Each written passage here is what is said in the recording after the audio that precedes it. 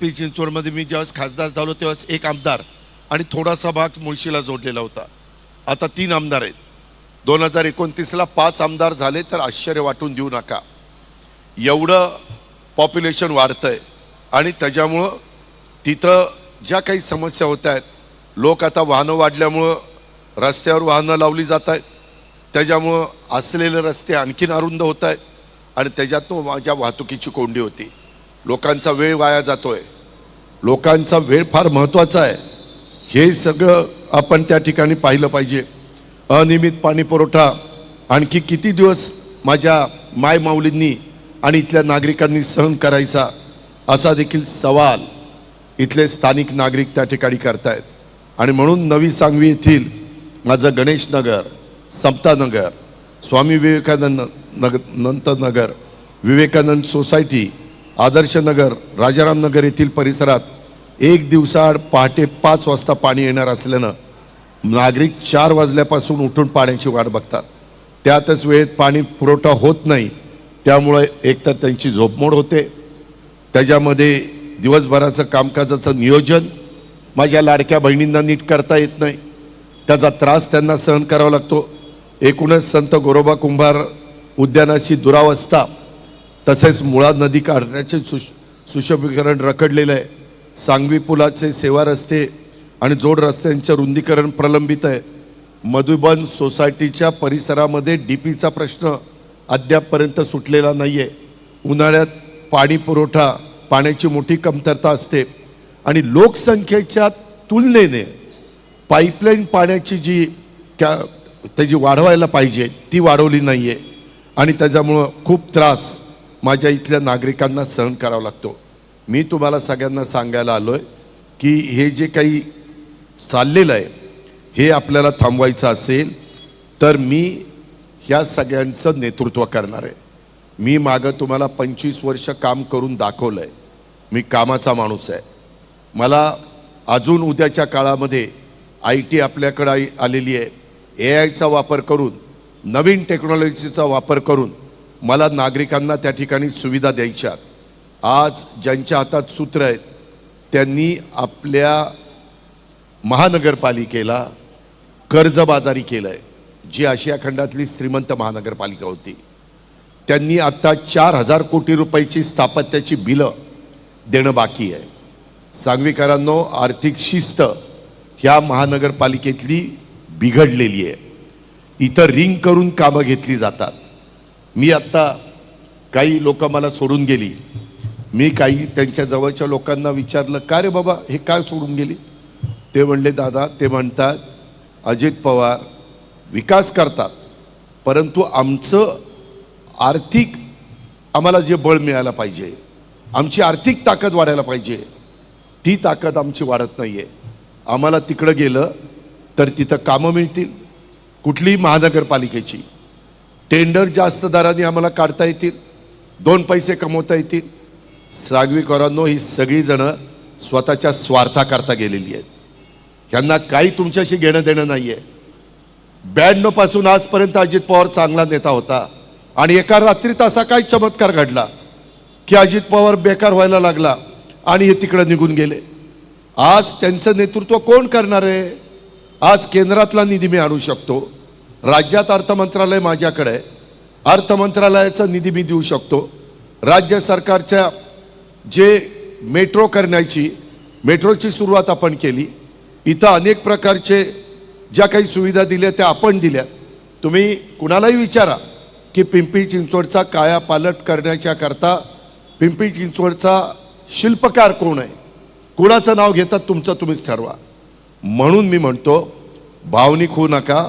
ह्यावेळेस उमेदवार देत असताना काही अनुभवी उमेदवार मी दिलेले, काही जणांची नवी कोरी पाटी असणारे उमेदवार दिलेले, ते तुमचं चांगलं प्रतिनिधित्व करतील. माझा त्यांच्यावर अंकुश असेल. मी तिथं भ्रष्टाचार होऊन देणार नाही.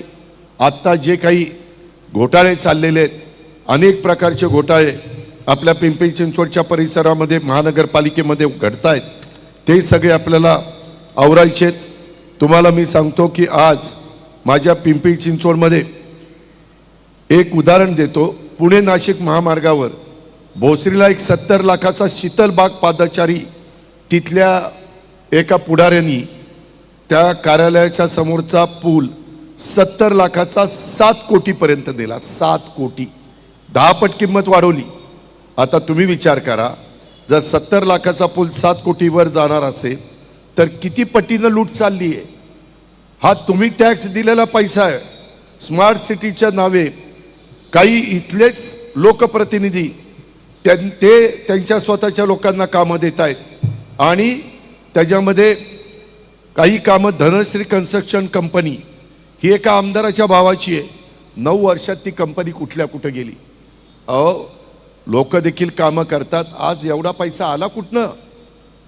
ह्या पद्धतीनं आता माझ्या मायमाऊलींचे आणि वडीलधाऱ्यांचे इथं कायदा सुव्यवस्था चांगली राहण्याच्या करता 9,550 CCTV कॅमेरे बसवले गेले. आज 70% कॅमेरे बंद आहेत आणि 600 कोटी रुपये ह्याला मोजले. 600 कोटी रुपयाचा चुराडा झालाच ना. उलट कॅमेरे बसवताना 10 वर्षाचा त्याला कॉन्ट्रॅक्ट द्यायला पाहिजे होतं की आमची सर्व्हिस तुम्ही चांगल्या पद्धतीनं करून द्या. आज इथं केबल डक्ट केले जातात. 5 फूट खाली खोदाई केली पाहिजे, परंतु तशी खोदाई केली जात नाही आणि वरचेवर त्या ठिकाणी केबल टाकली जातात आणि ते केबल बस्ट होत आहेत. अर्बन स्ट्रीट फुटपाथ तब्बल 1,000 कोटी रुपयाचा खर्च केला. सर्व जादा दराच्या निविदा आहेत. दापोडी ते निगडीत ते 12 किलोमीटर फुटपाथसाठी 100 कोटीचं बजेट सांगितलं, खर्च 149 कोटी केला. पोलिसांचा विरोध होता, नागरिकांचा विरोध होता, तरी अशा पद्धतीची कामं केली. एवढे मोठ्या प्रमाणावर आज मी दुपारी काही वेगवेगळ्या संघटनांना भेटत होतो. तिथं कचरा गोळा करणाऱ्या भगिनी आल्या. ते म्हणले, दादा 2 दिवसापासून आम्हाला रात्रीची ड्युटी लावलेली आहे आणि आम्ही कधी काम करायचं. आज मोठ्या प्रमाणावर लोक कामाला आहेत असं दाखवलं जातं, बिलं काढली जातात. प्रत्यक्षात सगळ्या भागातला कचरा उचलला जात नाही. हे नवी सांगवी आणि सांगवीच्या लोकांनी ध्यानामध्ये घ्यावं. रस्ते सफाई निविदेमध्ये देखील घोटाळा झालेला आहे. कचरा गोळा करण्यामध्ये देखील त्या ठिकाणी घोटाळा झालेला आहे. 10,000 कंत्राटी कर्मचारी दाखवले जातात, परंतु त्याच्यातले खरे किती काम करतात आणि बोगस किती दाखवले जातात. कोण कोण नगरसेवक ह्याच्यामध्ये भागीदार आहेत, ह्याही गोष्टीचा विचार हा माझ्या सुज्ञ मतदार बंधू भगिनींनी केला पाहिजे. त्याच्यामध्ये वेगवेगळ्या पद्धतीनं अनेक गोष्टी, इथं TDRचा पण मोठ्या प्रमाणावर घोटाळा झालेला आहे. तशा पद्धतीनं झोपडपट्ट्या दाखवतात आणि त्याच्यातनं वेगवेगळ्या पद्धतीनं TDR घेण्याचा प्रयत्न केला जातो. इंद्रायणी नदीच्या पात्रात 36 बंगले पाडले. अरे मग बांधूनच द्यायचे नव्हते ना. ते जर चुकीचे होते तर बांधून कशाला दिले आणि का नुकसान केलं त्या लोकांचं. कुदळवाडीमध्ये आज मला लघु उद्योजक भेटायला आले. त्यांनी सांगितलं, दादा 4,500 अतिक्रमणं पाडली आणि दुसरीकडं हजारो पत्रा शेड उभे राहिले, तिथं काही बोलत नाही. आज तिथं वेगवेगळ्यांची नोकरी होती, काही त्यांच्याशी चर्चा करून मार्ग काढता येतो. त्याच्यामध्ये मार्ग निघत नाही असं होत नाही. मी तुमचं प्रतिनिधित्व करत असताना, माझ्या अधिपत्याखाली महानगरपालिका चालत असताना जुने पुणे मुंबई रस्ता किती चांगला केला तुम्ही सगळ्यांनी पहा. कधी कुणाला त्रास झाला नाही, उलट लोक त्याचं कौतुक करतात. आज आपल्याला मेट्रो पण वेगवेगळ्या भागामध्ये न्यायची आहे, त्याचंही काम आम्ही त्या ठिकाणी करतोय. ह्याही गोष्टीचा विचार आपण सगळ्यांनी करा. 2014ला माझ्या विचारात, 2014ला नाही 2017ला, 14ला आमचं सरकार बदललं, 17ला ज्यावेळेस इथं महानगरपालिका दुसऱ्यांच्या ताब्यामध्ये गेली, त्यावेळेस आम्ही जाताना डेव्हलपमेंट करत ठेवल्या होत्या 4,844 कोटीच्या. वास्तविक त्याच्यानंतर 10 वर्षात ह्या ठेवी वाढत 10,000 कोटीपर्यंत जाणं अपेक्षित होतं. हे तर झालंच नाही. त्याच्यामध्ये आता 4,844 कोटी रुपयाच्या ठेवी ह्या 10,000 कोटीपर्यंत नेल्या नाही. ह्या सगळ्या त्यांनी मोडून त्या ठिकाणी खाल्लेल्या आहेत. एकट्या स्थापत्य विभागाचं दायित्व हे सगळ्या विभागाचं काढलं तर 4,000 कोटी आहे आणि स्थापत्याचं 2700 कोटी. मी चुकून मगाशी 4,000 कोटी सांगितलं, कारण ते सगळं मिळून आहे. पण एकट्या स्थापत्याचं दायित्व 2700 कोटी आहे. पाणी पुरवठा विभागाचं दायित्व त्या ठिकाणी 604 कोटी आहे. एक सांगवीकरांनो लक्षात घ्या, तुम्ही कदाचित म्हणाल काय कुणी निवडून दिलं तर आम्हाला काय फरक पडतो? खूप फरक पडतो. चांगल्या लोकांच्या हातामध्ये आपल्या शहराची सूत्र असल्यानंतर तुमच्या माझ्या शहराचा सर्वांगीण विकास होतो, जो आम्ही मागं केला. नवीन पिढीला पण चांगल्या चांगल्या प्रकारच्या सुविधा देता येतात. विजन नेतृत्वाचं चांगलं असलं पाहिजे. आज समोरच्या पार्टीमध्ये विजन चांगलं असणारे कारभारी तिथं नाहीत, हे माझं स्पष्ट मत आहे. 2017 पासून आत्तापर्यंत मी माहिती काढली, माहितीच्या अधिकारातनं 60,000 कोटी रुपये महानगरपालिकेने अर्थसंकल्पच्या वतीनं मांडले 10 वर्षात. यामध्ये 30 ते 32% आस्थापनाचा खर्च धरा, तरी 20% सोडून दिले, तरी 40,000 कोटी रुपयाची कामं कुठं 9 वर्षात झाली ती दाखवा ना. हा सूर्य आणि हा जयत्रथ हे कुणी तिथं बोलायला तयार नाहीये. त्याच्यामध्ये हे पैसे गेले कुठं? त्याच्यामध्ये एकही प्रकल्प त्यांनी त्या ठिकाणी केला नाही. वाहतुकीची कोंडी आहे, भ्रष्टाचार वाढलाय, टेंडरमध्ये रिंग, दादागिरी, आता दहशत पण आहे. मला पण काही नागरिक म्हणतात, आता काही माझ्या भागातले लोक इथं प्रचाराच्या निमित्तानं आलेत, म्हणतात दादा फार दहशत आहे. अरे काय दादागिरी गुंडगिरी करण्याचं काय कारण आहे? घटनेचे शिल्पकार डॉक्टर बाबासाहेब आंबेडकरांनी संविधानाच्या माध्यमातून तुम्हाला मला अधिकार दिलेला आहे, मत मांडण्याचा अधिकार दिलेला आहे. त्यांनी घटना आपल्याला दिलेली आहे. जगातलं सर्वोत्कृष्ट संविधान म्हणून आपल्या संविधानाकडे बघितलं जातं. मी काम करताना कधी जातीपातीचा नात्या गोत्याचा विचार केला नाही. मी समाजातल्या वेगवेगळ्या घटकाला संधी देण्याचा प्रयत्न केला. त्यामध्ये मी कुठेही दुजेभाव केला नाही. ह्याही गोष्टी करा. अहो सांगवीकरांनो, किती खालच्या पातळीवर ह्या लोकांनी जायचं? ह्या मधल्या 9 वर्षाच्या काळामध्ये शहरात अंदाजे 1 लाख भटकी कुत्रे असल्याचं सांगितलं जातं. महानगरपालिकेने गेल्या काही वर्षात 43,680 कुत्र्यांवर नसबंदी शस्त्रक्रिया केल्याचा दावा केला आणि त्यासाठी खर्च किती केला? 7 कोटी रुपये. नसबंदी कुत्र्यांवर करायला 7 कोटी रुपये. आता कुत्र्यांची बोगस नसबंदी झाली, तिथं भ्रष्टाचार झाला. कुत्र्यांची नसबंदी झाली तरी कुत्री आहे त्यांना पिल्लं होत आहेत. त्या कुत्री म्हणतात अरे ह्याची नसबंदी केली, मला पिल्लं कशी काय होत आहे? आता काय यांना बोलावं? गमतीचा भाग नाहीये. मी खरं सांगतोय, आज देखील माझ्या नागरिकांना 20,000 केसेस कुत्री चावल्याच्या झालेल्या आहेत. भटकी कुत्री, पिसाळलेली कुत्री, ह्या पद्धतीनं इथं कारभार चाललाय. आतापर्यंत शहरात जर म्हणजे गेल्या ऑक्टोबर अखेरपर्यंत तो आकडा होता वर्षभराचा, परंतु 10 वर्षात 1,70,000हून अधिक लोकांना कुत्री चावल्याची नोंद ही तिथं आलेली आहे. एक उदाहरण, स्मार्ट क्लासरूम ते प्रकल्प एवढा भ्रष्टाचार केलाय. या प्रकल्पात महानगरपालिकेच्या प्रत्येक शाळेत ई क्लासरूम योजना करायची ठरवलं. 1.5 लाख रुपयाला प्रति टीव्ही घ्यायचं ठरवलं. VU कंपनी कुठली आहे, 65 इंच टीव्ही बसवायचा. 1,000 पेक्षा जास्त वर्ग खोल्यात टीव्ही बसवले. टेंडरमध्ये 1,50,000 किंमत दाखवली. बाजारामध्ये 65 इंची त्याच्यामध्ये टीव्ही प्रत्यक्षात तो 55,000ला बसतो. किती पैसा काढला? कुणाचा पैसा आहे? जनतेचा पैसा. मित्रांनो, मी पुन्हा सांगतो सांगवीकरांनो, माझ्या 25 वर्षाच्या कारकिर्दीमध्ये हे शेवटी विठ्ठल रुक्मिणीच्या मूर्त्यांचा काही घोटाळा झाला असं सांगितलं गेलं. पण माझ्या 25 वर्षाच्या कारकिर्दीमध्ये मी इतकं चोख काम करून दाखवलं. आज आपल्या सांगवीमध्ये वाढती गुंडगिरी आहे. ही कुणाची आहे? तुम्हीच त्या ठिकाणी पहा. तुम्ही सुज्ञ नागरिक आहात. माझी तुम्हाला विनंती आहे की या सगळ्याचा विचार करा. मी आजही, तुम्ही सगळ्यांनी आम्हाला आशीर्वाद दिले, तुम्ही सगळ्यांनी आम्हाला भरभक्कम पाठिंबा दिला, तुम्ही मी दिलेल्या उमेदवारांच्यावर विश्वास टाकला.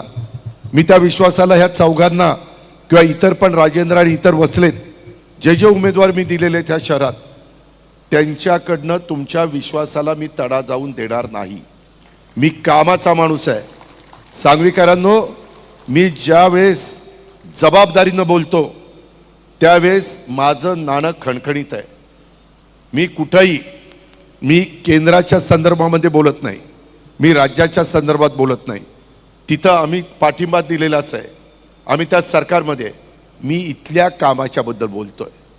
इथं जो काही 9 वर्षामध्ये अक्षरशः लुबाडण्याचं काम चाललेलं आहे, अक्षरशः तुमच्या माझ्या शहराचं धुळदाण करण्याचं काम चाललेलं आहे, ते आपल्याला थांबवल्याशिवाय गत्यंतर नाही. हे जाग करण्याच्या करता आज सांगलीच्या परिसरामध्ये मी संध्याकाळी आत्ता तुम्हाला भेटायला आलेलो आहे. आत्ता सूर्यस्तपन झालेलं आहे. मावळत्या सूर्याला साक्षी ठेवून मी हे तुम्हाला सगळ्यांना सांगतोय. तुम्ही स्वर्गीय नानासाहेब शितोळ्यांची कारकीर्द आठवा किंवा इतर सहकारी मित्रांची कारकीर्द आठवा. मित्रांनो, त्याच्यात आणि आत्ताच्या कारकिर्दीमध्ये खूप मोठा फरक आहे. तो का भटकं कुत्रा आलंच तिच्या आयला, ती सांगायला आलंय आणि ती पण इथंच हाकते. तर काय करायचं, इतकं घाण सगळीकडे होतीये. मी ज्यावेळेस शहरात फिरायचो, राजेंद्रला विचारा किंवा इतर कुणाला विचारा, जुन्या लोकांना, मी जाताना गाडीतनं मला डिवायडरमध्ये झाडं जळलेली दिसली तरी मी ताबडतोब संबंधितांना जे काही स्पष्ट शब्दामध्ये खडसवायचो तेच खडसवायचो. आज कुणी कुणाला वाली राहिलेलं नाहीये, कुणी कुणाला बघायला तयार नाहीये. फक्त स्वतःची घरदारं भरणं आणि स्वतःचे बगल बच्च्यांना सांभाळणं आणि सगळ्या माझ्या पिंपरी चिंचवडच्या जनतेला वाऱ्यावर सोडणं, हा एक कलमी कार्यक्रम चाललेला आहे.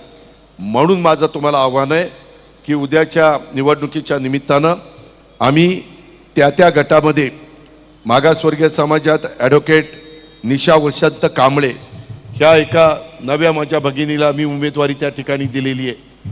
पाठी नवी कोरी आहे, आज वकील आहे. ती उद्याच्याला तिथं चांगल्या प्रकारचं काम करू शकेल, हा आम्हाला विश्वास आहे.